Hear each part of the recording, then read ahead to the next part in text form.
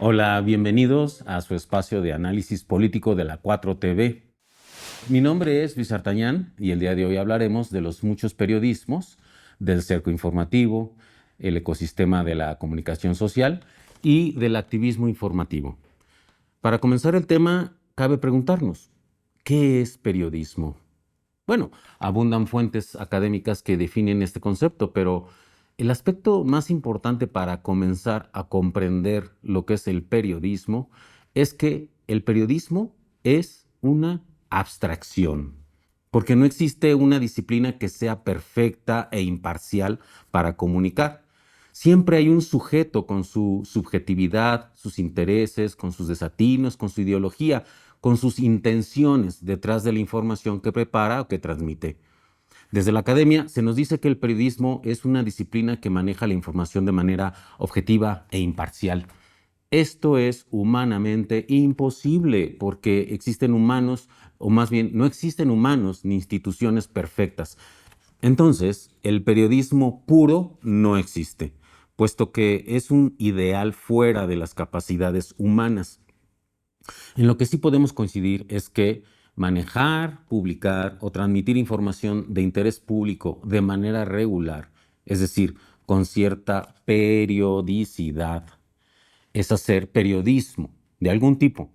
En este sentido, según cómo se hagan las coberturas, las transmisiones o las líneas editoriales de cada medio, hay numerosas modalidades de periodismo, como por ejemplo el periodismo ciudadano, el periodismo alternativo, el periodismo profesional, el periodismo tradicional, el periodismo corporativo, el periodismo 2.0, el periodismo independiente, el periodismo libre y así. Tenemos distintos tipos de periodismo. También está el propagandístico o de propaganda, el periodismo golpista, el periodismo de relaciones públicas, el periodismo democrático, el periodismo social, en fin, tenemos tantos periodismos como modalidades se puedan incursionar, se puedan hacer para comunicar y para manejar la información. Por ejemplo, está el periodismo ecuménico, el periodismo cultural, el periodismo deportivo, que tienen sus objetivos, sus intenciones muy específicas. De todo esto, em, podemos seguir hablando porque depende de las modalidades, como les había yo dicho, pero también el periodismo se puede clasificar o entender a partir de su función y, o como una institución tridimensional. Una institución en donde, si observamos ahorita ya la gráfica que aparece en sus pantallas, ahí podemos ver que se trata de un periodismo que puede ser político, puede ser comercial o puede ser social, cuando se hablan temas de interés público. Entonces, hay medios y periodistas que, según los intereses o los objetivos o las intenciones que tengan para informar, es que adoptan una postura política o tienen un interés comercial detrás para darle información. Miren, arriba, en primer lugar, se observa la función política. Es cuando un medio o un periodista tiene una postura política y a partir de esa postura maneja su información. Ahí, como ejemplo, tenemos a Loret de Mola, Aristegui, a Broso, también tenemos por ejemplo, La Mañanera, tiene un interés político, también Macio Sare o el mismo Instituto Nacional de Formación Política. Todos esos medios en donde manejan información política tienen una agenda, tienen un interés político. Por ejemplo, ahorita TV Azteca, que tiene una campaña sucia de golpeteo con mentiras, con narrativas de odio, con narrativas falsas, impuestas desde el gobierno de Estados Unidos, pues ellos tienen un interés político y desde ahí informan de esa manera. También hay un interés comercial. Hay quienes pagan para menciones, hay quienes pagan para que se les entreviste, para que se les dé espacio, hay quienes pagan para que se haga una cobertura o se maneje la información de cierta manera. Y en ese sentido, por ejemplo, Aristegui es de los medios que más cobran por ese tipo de servicios. Por eso muchas veces da a micrófono abierto a quien le paga para decir lo que quieren transmitir, no importa que sean mentiras o que sean narrativas falsas o golpistas. Mientras paguen, se complace al cliente, ¿verdad?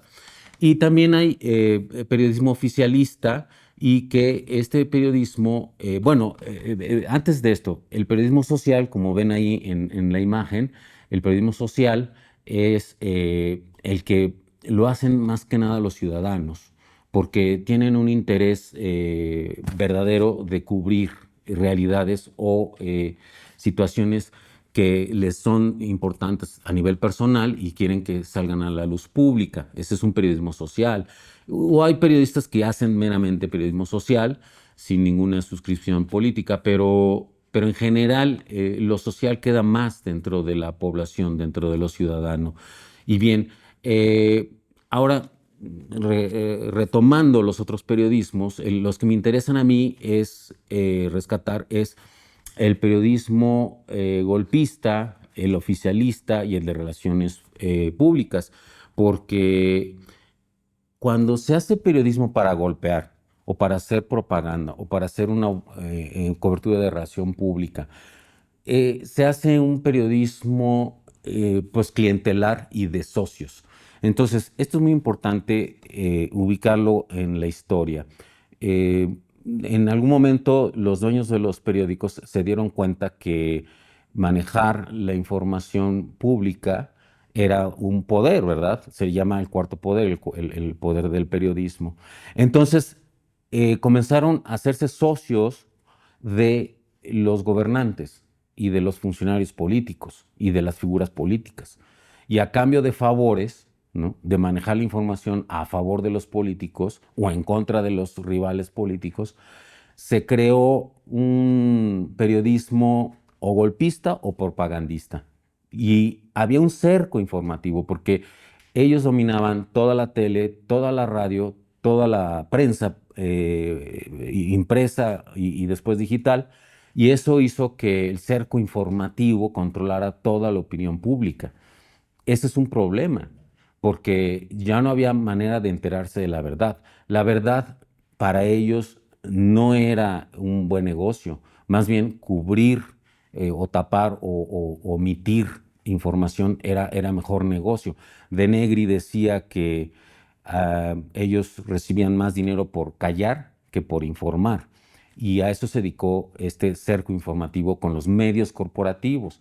Afortunadamente después irrumpe Internet y ya con Internet se rompe este cerco informativo y empiezan a brotar millones de voces y toda una pluralidad que rompió el cerco informativo, y ellos ya no son los que generan la mayor parte de la opinión pública. Ahora son muchas voces con sus narrativas y pues los ciudadanos tenemos la responsabilidad de tomar las riendas de nuestro proceso informativo, aprender a detectar quién sí está hablando con la verdad, quién sí tiene un sentido verdaderamente social, humano, para informar y para ayudarnos a comprender la realidad o enterarnos de las cosas. En ese sentido, están, por ejemplo, los periodistas ciudadanos. Y los periodistas ciudadanos, yo quiero mostrarles, bueno, antes de esto, si se pueden fijar en una gráfica que preparé, se llama cerco informativo. Ahí pueden ver cómo en el centro de esta gráfica del cerco informativo están los medios corporativistas de los oligarcas que reciben la información de todos los sectores públicos que necesitan que su información salga a la luz. La reciben los medios oligarcas, ellos editorializan, ellos deciden qué sale, qué no sale, cómo sale, o lo enlatan, y entonces solo sale lo que ellos deciden. Y entonces ese cerco no se pudo romper hasta que llegó Internet. Luego, en la siguiente lámina, que se llama Ecosistema de la Comunicación Social después de Internet, podrán darse cuenta que ya el ecosistema cambió por completo y ya son millones de voces que provienen de todos los sectores civiles, públicos y privados a nutrir las redes con sus mensajes, con sus narrativas. Y aquí la figura central del ecosistema digital de hoy es el prosumidor. Prosumidor, que viene de la palabra producir y consumir. Es decir, todos en las redes sociales consumen información, pero también producen información y vuelven a consumir información, vuelven a producir información y se hace una dinámica como una banda sin fin.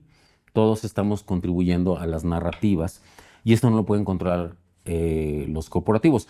Hay a veces algoritmos o algunas dinámicas para tratar de silenciar ciertas cuentas o ciertas tendencias, pero no logran acabar con la organicidad que sí tienen las redes sociales, porque son millones de voces que están continuamente interactuando y esto les impide parar a todos. Entonces, sí gozamos de cierta posibilidad de acceder a la verdad. Hay que saberla encontrar en las redes sociales y entonces darle nuestra confianza a las buenas cuentas o los buenos medios que sabemos que están informando con la verdad, que presentan datos duros, que presentan testimonios, que presentan argumentos o datos históricos y de esa manera nosotros nos vamos formando de un buen abanico de medios que podemos consultar y enterarnos de lo que realmente está pasando. Y bueno, esta figura del prosumidor ha sido un poco el, digamos, talón de Aquiles de los medios corporativos. Entonces, ¿qué han hecho? Han creado las granjas de bots. Entonces crean tendencias falsas. No son orgánicas, no son generadas por los ciudadanos. Pero aún así, si nosotros somos perseverantes en compartir buena información, consumir y producir información verdadera y honesta, podemos mantener una cierta barrera de contención de estos bots y de estas narrativas falsas. Y ustedes lo pueden ver, se caen. Si nosotros estamos activos diciendo la verdad, estas como tendencias o cuentas falsas no pueden sostenerse porque les cuesta mucho dinero y solo dura unos minutos muchas veces la tendencia. Y bueno, ya estoy hablando precisamente de lo que quería hablarles como para cerrar el tema. Estoy ya hablando del activismo informativo y les voy a presentar un documento que se llama Informe del Relator Especial sobre la Promoción y Protección del Derecho a la Libertad de Opinión y de Expresión. Este documento lo generó la Organización de las Naciones Unidas. Este documento fue publicado el 11 de agosto del 2010 por la Asamblea General y le recomiendo que lo busquen en internet para que lo conozcan y lo analicen con detalle. Pero yo quiero leerles algunas partes que son muy interesantes. Dice, por ejemplo, en el resumen, en la sección 5 se exponen las dificultades que encaran los periodistas ciudadanos y se examina la obligación de los estados de garantizar su protección. El informe concluye con recomendaciones para aumentar la protección de los periodistas y los periodistas ciudadanos por igual. Es decir, este informe lo que está diciendo es que quienes hacen periodismo ciudadano y cierto activismo de la información tienen el mismo valor que los periodistas profesionales, porque aportan información verdadera, aportan información importante o valiosa que muchas veces los periodistas no pueden cubrir o no les interesa cubrir y transmitir, ¿verdad? Entonces los ciudadanos hacen esa chamba que luego los periodistas o los medios no quieren hacer. Entonces, esto lo detectó la ONU y por eso hizo este informe, después de hacer un estudio, un análisis de esta figura del activista informativo, del periodista ciudadano. Por ejemplo, en la página 19, en el párrafo 63, dice, esta nueva forma de periodismo no puede subestimarse. De hecho, los periodistas ciudadanos contribuyen a crear una mayor diversidad de criterios y de opiniones. Es decir, están aportando a la democracia, al material genético de la democracia que está hecha por las voces de todos y que se sepa que hay distintas realidades con sus complicaciones, su complejidad, y hay que conocerlas, comprenderlas y de esa manera estar más conscientes de lo que pasa en nuestro entorno y en nuestro país o en el mundo. Bien, por ejemplo, en la sección de tendencias, en la página 19, dice: a menudo los periodistas ciudadanos enfrentan riesgos similares a los que enfrentan los periodistas profesionales, incluidas represalias por sus actividades informativas. Es decir, son víctimas de actos de hostigamiento, de amenazas de muerte, agresiones contra su integridad física, detenciones arbitrarias, enjuiciamiento, prisión o el pago de multas o ambas cosas, incluso asesinatos. Han sido amenazados, hostigados y asesinados activistas de la información, periodistas ciudadanos, y esto quiere decir que corren los mismos riesgos que los periodistas profesionales cuando pisan callos, ¿verdad? Cuando denuncian abusos de alguna empresa o de algún cacique o de alguna figura política o de algún personaje de la vida pública, y entonces sufren amenazas o sufren sanciones e incluso a veces la pérdida de la vida. Eh, Quizás, no sé si recuerden, quizás conocen el caso, por ejemplo, de cuando la campaña para Claudia Sheinbaum del 24, Lorenzo Córdoba empezó a hacer leyes, como si el INE fuera una entidad legislativa. Empezó a hacer leyes y empezó a hacer juicios para sancionar periodistas ciudadanos o medios alternativos de activismo informativo, para sancionarlos, diciendo que no podían transmitir, que tenían que cumplir con ciertas leyes de la ley electoral, pero eso lo hizo nada más con activistas que estaban apoyando el proyecto de Claudia Sheinbaum, y eso es un sesgo que se hizo desde un poder del Estado, que en este caso era el INE. O, por ejemplo, lo que ha hecho Salinas Pliego de demandar a medios periodísticos o periodistas ciudadanos o alternativos porque lo exhiben y entonces él los demanda.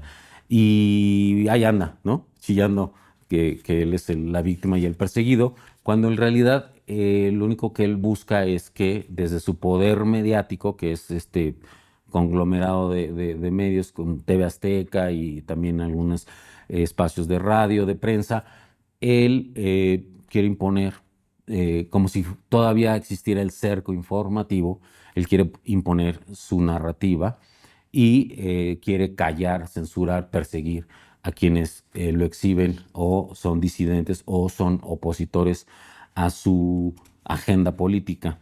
Y bien, miren, por ejemplo, en el número 65 dice este mismo informe: dado que por su carácter los periodistas ciudadanos están más aislados, son más vulnerables a las agresiones que los periodistas profesionales.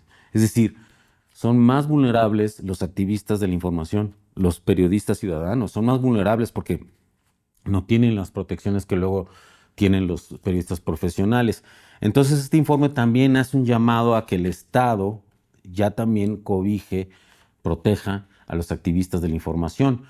Esto tiene que ver con los derechos humanos, porque los activistas siempre han sido quienes incluso ponen el cuerpo, el alma, el corazón de frente para defender causas nobles, causas justas, y nunca se les ha visto como estos agentes de información que corren peligro por estar dando a conocer esa información.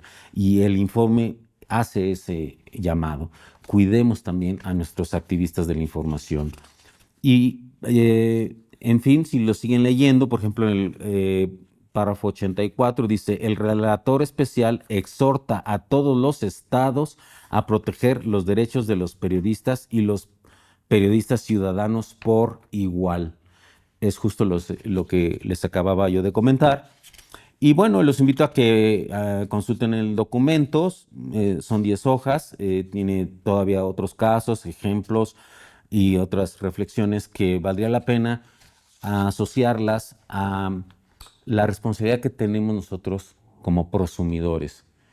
Todos los que tenemos alguna cuenta en alguna red social o acceso a una plataforma digital, eh, tenemos ya la responsabilidad de que se sepa de qué es lo que podemos aportar a la sociedad para que mejoremos o para también frenar el avance del fascismo que viene a saquearnos todo, nos viene a quitar todo, los recursos y a someternos a una especie de esclavismo o de subordinación, como ya lo hemos estado viendo que ha venido haciendo el gobierno de Donald Trump, con narrativas falsas, con narrativas de odio, y nosotros como ciudadanos podemos en nuestras redes tener una actividad o un activismo de compartir información en donde ayudemos a saber quiénes son estos personajes, quiénes son los verdaderos generadores de violencia, de mentiras, de odio, y también contenidos positivos, creativos, constructivos, para que sepamos cuidarnos y construyamos paz juntos. Tenemos que crear una narrativa de la paz, de vivir en armonía. Y en ese sentido, el activismo informativo tiene mucho que aportar. Promovamos la fraternidad, el humanismo, la conciencia social. Los invito a que tomen las riendas de su proceso informativo, abonen o aporten desde su corazón lo que necesitamos para hacer una mejor sociedad. Y si les gustó el video, por favor, regálanos su like, déjanos su comentario, compartan el contenido. Incluso si quieren sugerir un tema que quisieran escuchar en este espacio de opinión, de análisis, de opinión política, los leemos con mucho gusto, los tomamos en cuenta. Muchas gracias, hasta la próxima.